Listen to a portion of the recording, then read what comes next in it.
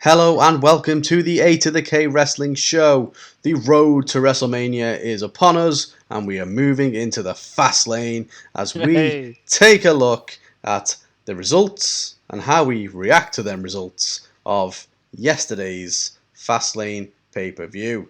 So Anthony, in terms of the FASTLANE card, hit me with it, what did we see? We saw on the pre-show the US title defended with Riddle was on the pre-show. defending against Mustafa Ali, and Riddle retained.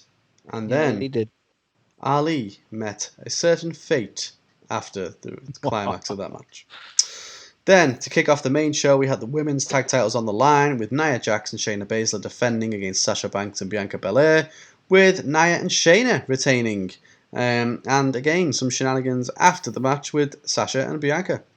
The Intercontinental title was on the line as Big E faced Apollo Crews, and Big E won in a finish that I'm not quite sure about, to be fair, so we'll talk about that. Did he?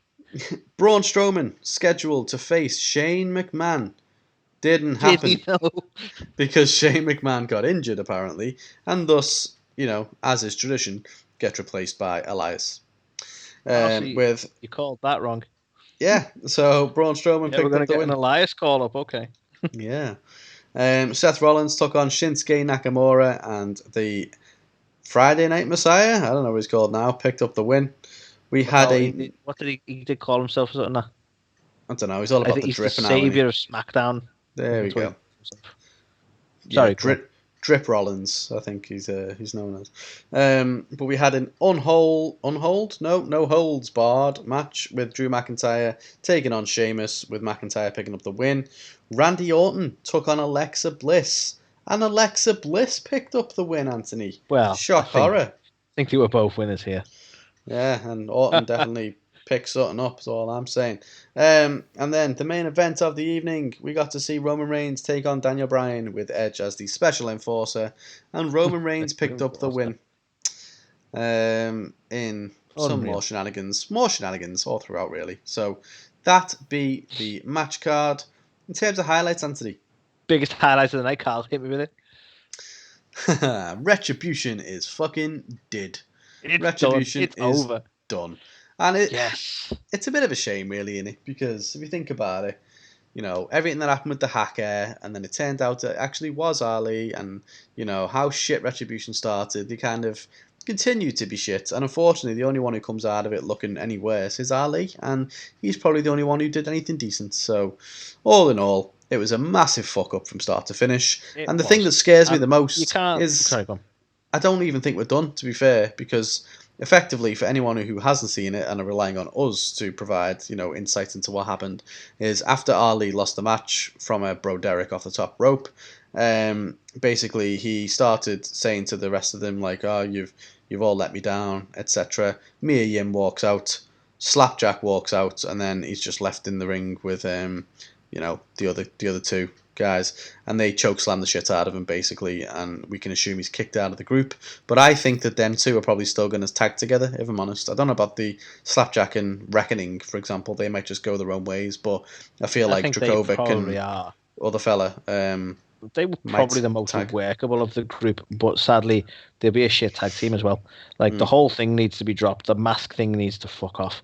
Like you say, it was a fuck up start to finish, and there was something there. But, I can't sit and think about it too much because you go, right, so you got this group of people together to vandalise and disturb Raw as much as they possibly turn the lights off and back on a couple of times. Then they all sign contracts and stop doing that and just have matches instead. And then they turn on you because you lost and weren't happy. It's just, you can't really analyse it too much as to why they suddenly betrayed him now. I get it, who knows? A dick, but they're all dicks. So. But the good thing is, it hopefully will be dead now, and Ali can go off and do his own thing, as can the rest of them. Yeah. So then, the next highlight to talk about, Anthony, at least in my opinion, I'd love to get your thoughts, is Seth and Shinsuke. I thought was a great little contest. It's such a... If Seth and Cesaro is anything like this, then it's going to be a fucking good match. Definitely. I mean, to be honest, this was meant to be like the appetizer to the main course, and it's so fucking good, to be fair.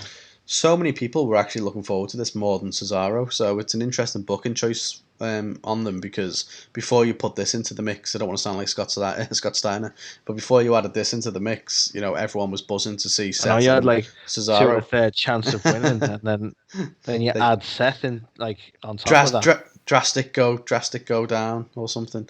But yeah, so people seem to be less interested now in Cesaro, which is a shame. But I still believe that we're gonna. It'll come back. I think Seth is too good on the promo work for them not to get hyped for that match anyway. To be honest with you, I mean, to be fair, there's no guarantee that we won't see a triple threat happen with Shinsuke getting added to it or something for some reason. Because maybe what's he gonna do? You know what I mean? What is his plans at WrestleMania? It sounded like vaguely menacing. Like, what are you gonna do? Yeah, Shinsuke, what are you gonna do? What are you gonna do, man? So for me, I thought that match was really good as well. Not as good as the next one, which was Drew McIntyre and Sheamus in a no holds barred match. Fucking awesome. Why is this not the WrestleMania match? I know. I can only hope that Drew and Lashley put on a really good match together, but this was what we wanted. Like, this was the match we wanted, in all fairness. Like, we didn't get it on the pay-per-view, you probably would have wanted, Carl, but they put on a really fucking good match together, and it was awesome. And, I'm glad we got it in some way. And it wasn't just like a throwaway thing on, like, because I know we've had them interacting, and I'm glad it just wasn't a throwaway. And we got a pay-per-view, we got to concentrate on it, and it was a fucking good match. Yeah, definitely. Can't ask for. It was just amazing. Because you want it on WrestleMania. But I can and I will ask. But no, it was great. I feel like the feud is finally kind of like, that's the culmination of it now. I don't think we're going to see them again. So I have no idea. I have no idea what that means for Sheamus, unfortunately, because he deserves to do something good at WrestleMania. But yeah, fantastic match. Such an excellent end to the rivalry, hopefully. So yeah, loved it. The next one, Anthony, do you want to talk to us about Randy Orton and Alexa Bliss? It's not a highlight for me, so I'm not fucking talking about it. Okay. I'll tell you what, let's not... In fact, we won't talk about it, and we'll discuss that last, because maybe we've got polarising opinions, and it's probably the most talked about thing, isn't it? So we'll move on to... So we'll save that for last, that little nugget. So the final highlight, is the match itself of the main event. But for me, not the finish. Not the fucking finish. I'm intrigued about your opinion on the finish then. Okay. It seems to have really upset you. I wasn't a big fan, but it seems to have really bugged. Yeah, it's just so fucking annoying. It's just so stupid. So, yeah, I will certainly tell you my feelings about that as we go, shites. But in terms of the match itself, yeah, I honestly thoroughly enjoyed it. I thought Bryan looked great. I thought Roman looked great. Pleasantly surprised, and I don't know why, but I wasn't expecting those two to work well together, which is probably a bit unfair, but they just, in my head, they've never matched in terms of style, so I wasn't expecting a lot from this, but it was better than I give it credit for, in terms of those two wrestling, 100%. It was so good. Yeah, that was surprising in a lot of ways.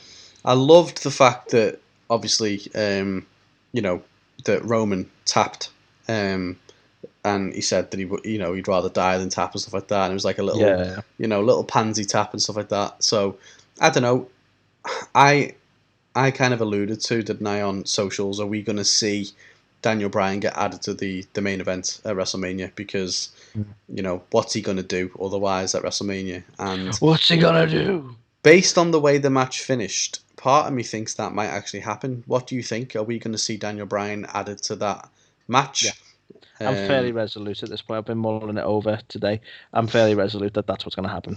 One of the other kind of things that's being brought up by quite a few people is, would we potentially see a Daniel Bryan Edge match on night 1, and then the winner of that match goes on to face Roman on night 2? I mean, it would be a useful thing to utilize the 2 nights that way. Yeah. But yeah, I think they can see money in a triple threat, so I think they'll probably book it that way. Well, because I don't think they'll want everything being singles matches, to be honest, from a booking standpoint. I think they want to be able to advertise a triple threat, so I do still think we're going to get that. I think if that happens, the thing we'd have to suspect straight off the bat is that Roman's going to lose, and he's not going to be the one getting pinned to do so. I mean, I always kind of have that fear when triple threats come along that it's like, right, so you want the champ to lose, but not like to eat the pin. That I always think that nowadays, because of the whole Fiend incident, to be honest. So yeah, that's a fair point. And then that would be them giving Edge the title and Daniel eating the pin, as far as I'm concerned. Yeah, I can see that happening because Call a prediction right now, guys. Yeah, I mean he's not going to be around for ages, is he? Edge, so is he going to get another run? I can see it happening.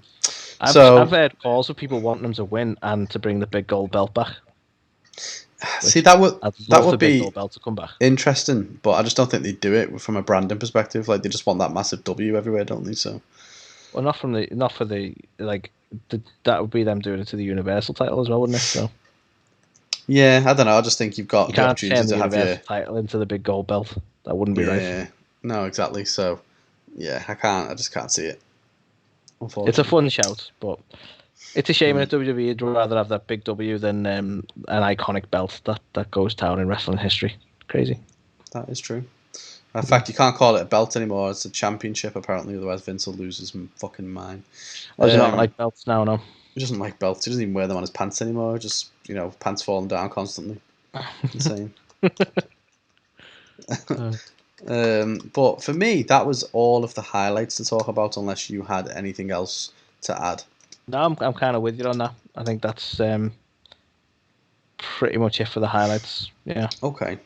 So if you move into the O-shites then. So I've got some umbrage to take with the women's tag title match. For me, it was just so fucking pointless. I would have actually preferred to see them win the belts. And then at least you've got, that dynamic of the tag champions get along or something. I've touched on this before. I don't give a fuck about these belts. They've booked them into oblivion for me. Not as bad as the 24/7 title, but getting there. So I didn't need them to win, but I didn't need the whole shenanigans. Like just lose and then crack on. Like you're filling time until you get to Mania. I get that, but they were always going to fight each other. Banks and Belair were never going to stay the best of mates, and again, they haven't been the best of mates that long anyway. So well, I just don't get the whole fucking point. It's just such a useless, pointless story. And the thing was as well, had the match, and then they're done. The thing that annoyed me, so obviously they tried to set up on SmackDown that Nia and Shayna, the accidental kick in the face, and they were like, was it an accident? All this kind of stuff. Nothing came from that, but also. The fact that Sasha's now turned, hasn't she? Is calling her a rookie, pushing her in there, and then slapped the shit out of her basically.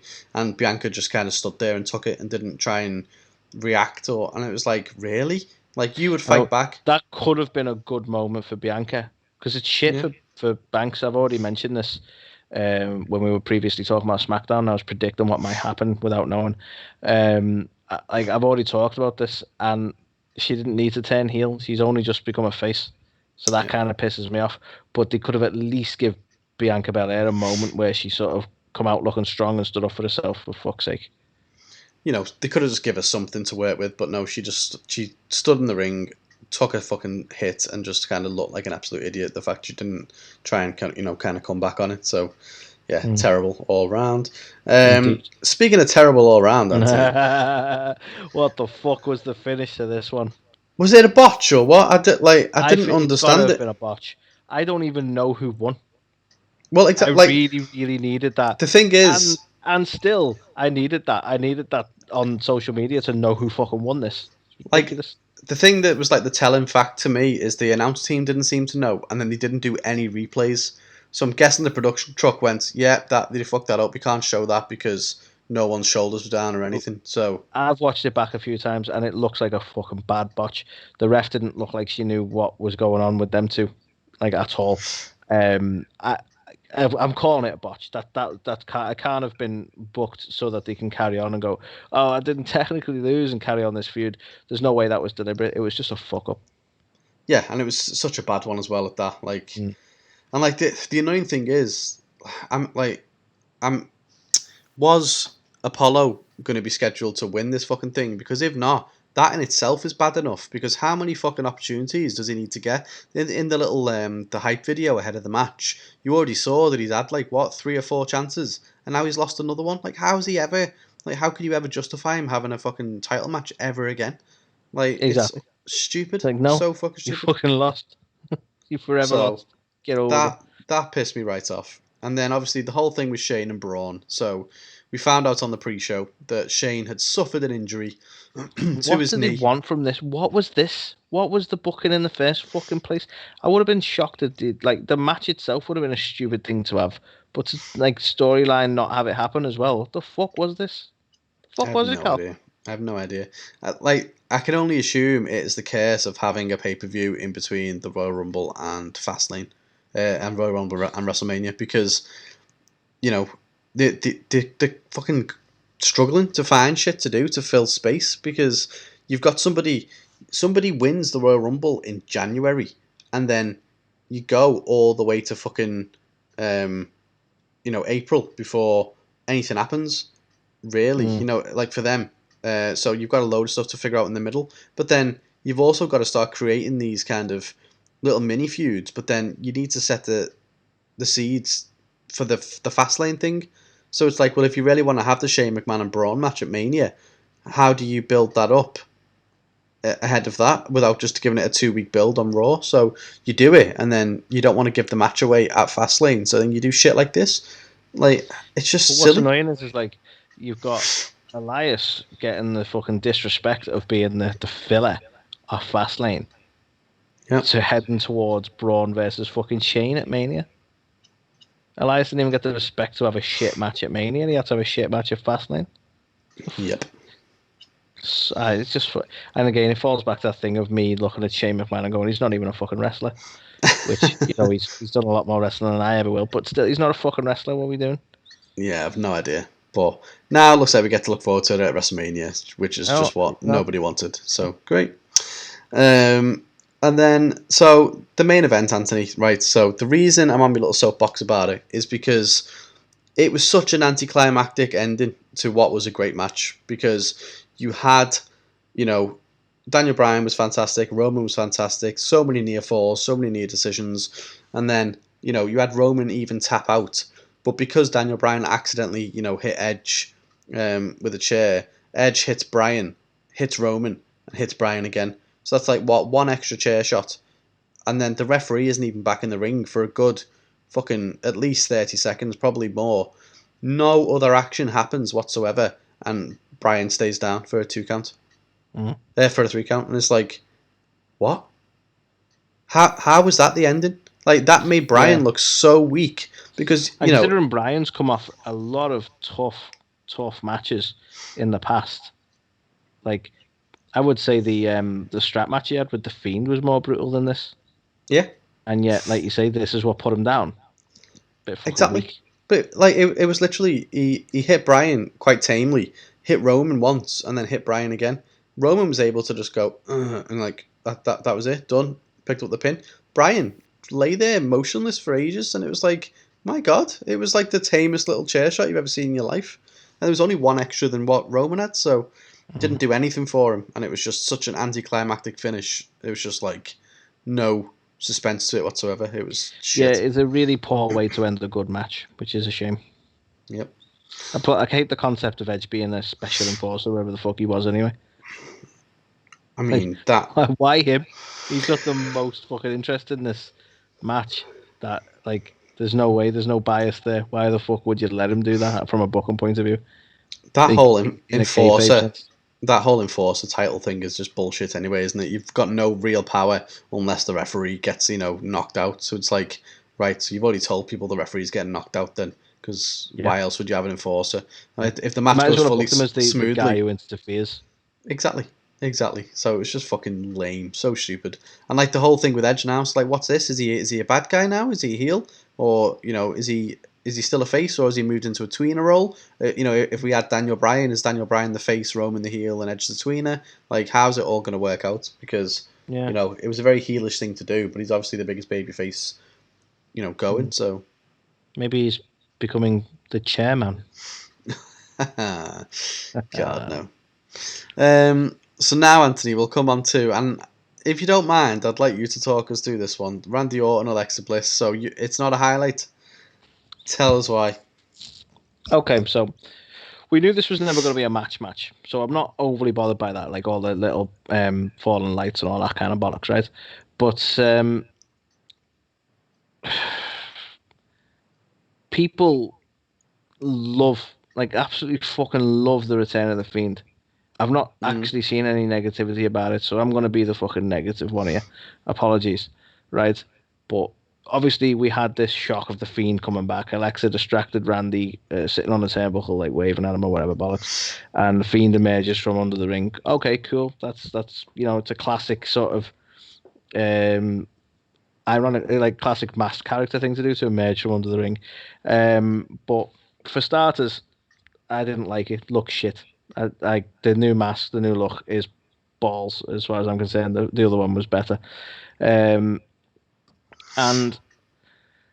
I feel like, as much as we've joked about it, and as much as it is funny and it's become so memeable and so people love it, like, they've set intergender matches back a fucking ton in WWE with the way they've done this, because like the pin for some reason ended up being overly sexualized, and it was just way too fucking silly. And the trouble is, and I shouldn't look ahead, I should look at what we've got right now, but the reason it bugs me is because I think the Fiend is now going to become this silent character that Alexa is the mouthpiece for, and I'm not too sure I'm keen on that.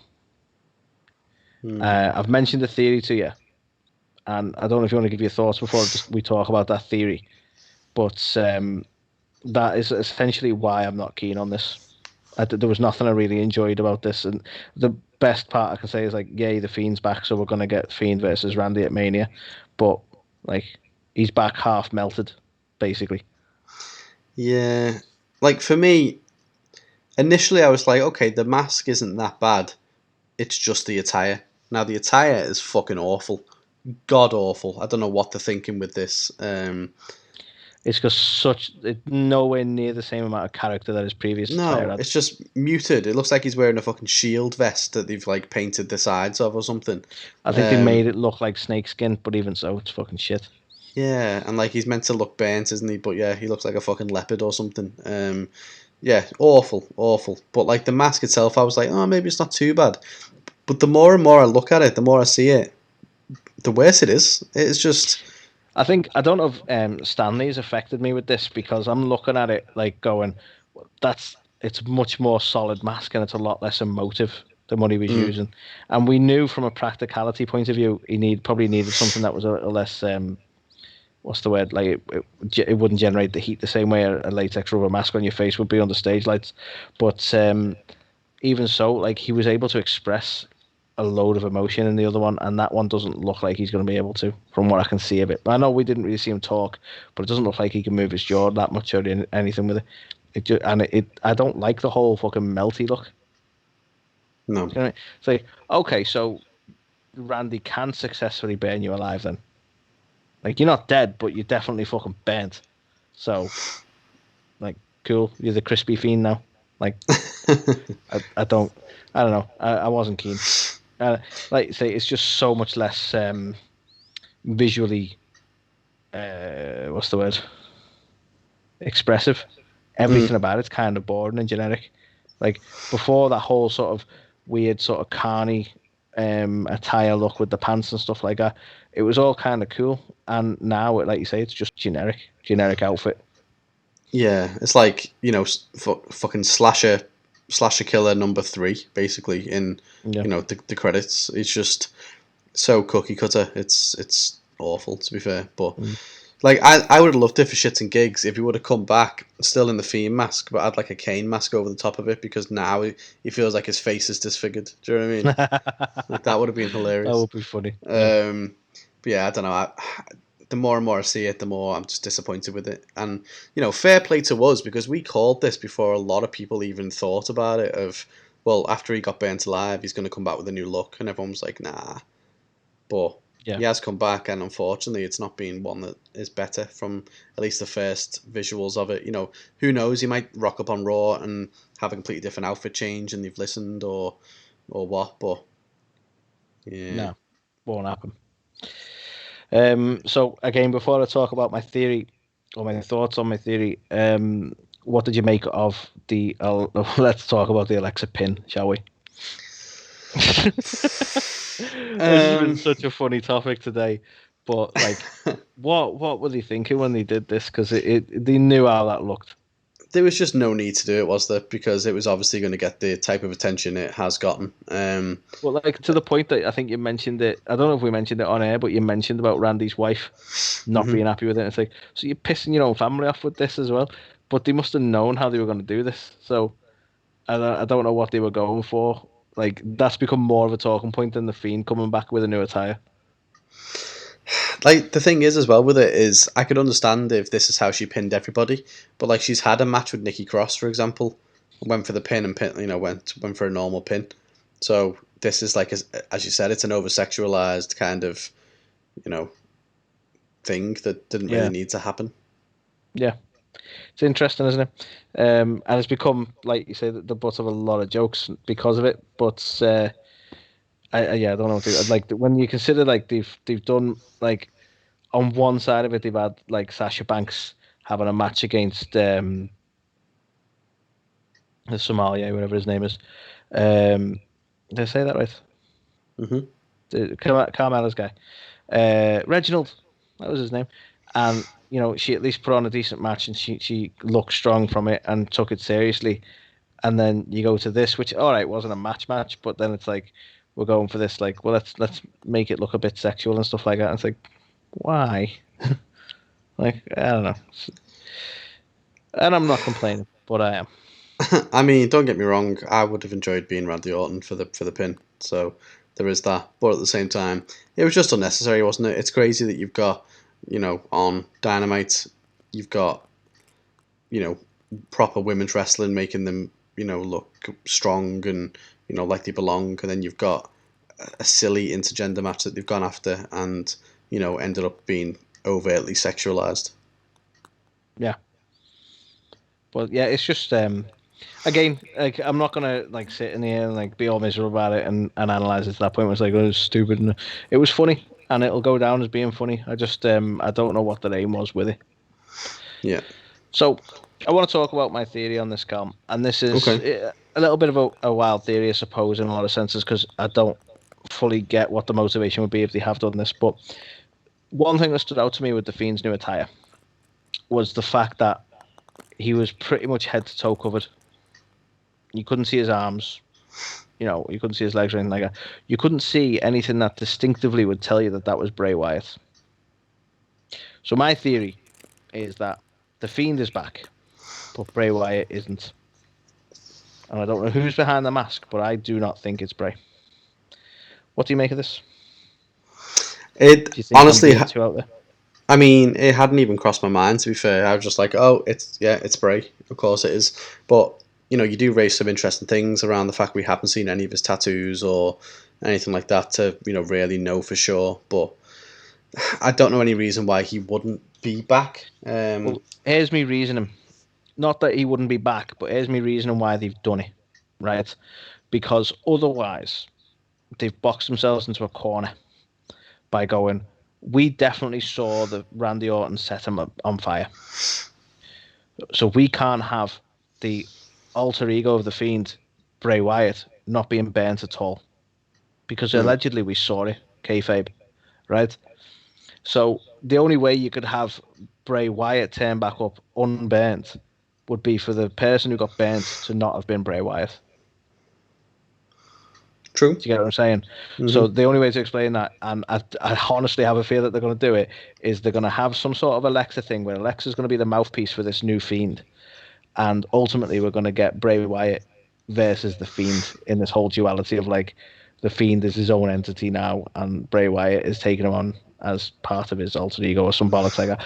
But to me, it's the only way of having Bray back without being burnt. And I feel like we're going to head towards some sort of silly shenanigans or some sort of silly bullshit like that. I think we're going to get a few weeks of the Fiend appearing with Alexa speaking for him, and we're not going to see Bray for a while in terms of, like, the Fun House or any sort of talking segments or anything like that. See, I think if this happened any time other than WrestleMania, then I could see it. But I feel like it's pretty much a lock that we're going to see the Fiend and Orton. So who's going to be the one that wrestles it? WrestleMania if it isn't actually Fiend. Do you know what I mean?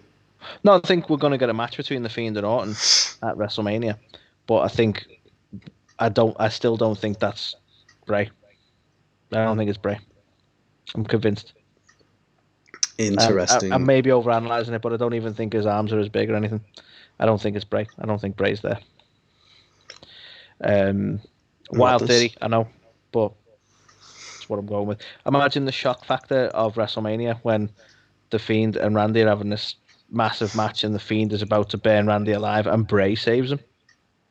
I mean, I would be on board with it, definitely. I just hadn't even considered it. So, who knows? I'm going to throw that out there now so that when everyone's mind fucked at WrestleMania, like, Bray saved Randy Orton from the Fiend, what? I'm be like, yeah, I fucking mentioned that right after Fastlane. Well, you heard it here, folks. You heard it here first.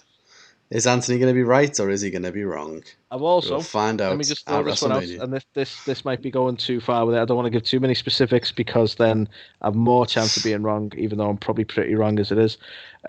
We've heard in rumours that Bo Dallas might be back in the ring sometime soon. So you Could think Bo Dallas be behind the mask? I mean, to be honest, that's initially where my thought went to when you mentioned it, and I was like, maybe he's been sat in catering, just trying to fill out a little bit, to play the role. But and then they're going to maybe try and suggest that Bo has always been the one. Bo has always been the Fiend haunting his brother. Interesting. All random shit, but yeah, I don't know. Just the way that the Fiend came back. I've convinced myself that's not Bray. I'm utterly convinced. Well, let's see if that actually comes to fruition. But what would you rate the show then, Anthony? 2. No, 2.5. 2.5. It was decent. There's some decent matches there. Overall, everything kind of moved forward a little bit. A couple of stupid bits of shit in there. But yeah, I think it's fair. 2.5. See, I've got it down as a 2. So I could be convinced to up this potentially, but the pre-show I thought was meh, except for the fact that Ali got kicked out, which was pretty cool. Women's tag, not very good. IC title, stupid finish. Braun stuff, stupid. Seth and Shinsuke, really good. Drew McIntyre, Sheamus, fantastic. Orton, Alexa, different. And then Roman, Daniel Bryan was good, but then the finish was annoying as well. So I think I will change it. 2.5, middle of the road, just because there was too many things. Yeah. So it wasn't the fast lane; it was the middle lane. It was the middle lane. It was the steady driving lane. But so that was it. That was fast lane. Am I right? That was fast lane. Is the Fiend not Bray? Am I right? Find out. We are going to find out at WrestleMania. But yeah, that was the show. That was another fun-filled week. This is what happens when you stay up and watch Fastlane and then stay up and record a podcast.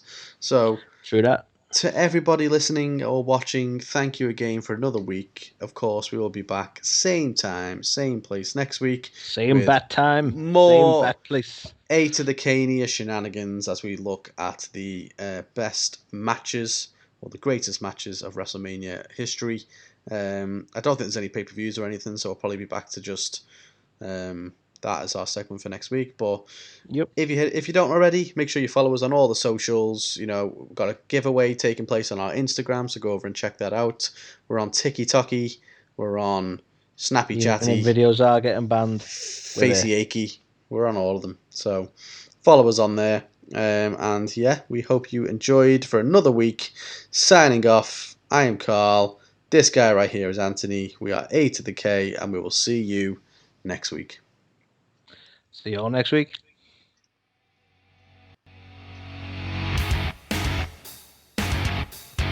You're watching or listening to A2theK. The A2theK. A2theK. A2theK. A2theK. These guys are awesome. Check it out. Check it out. Change your life. You'll be thanking me later.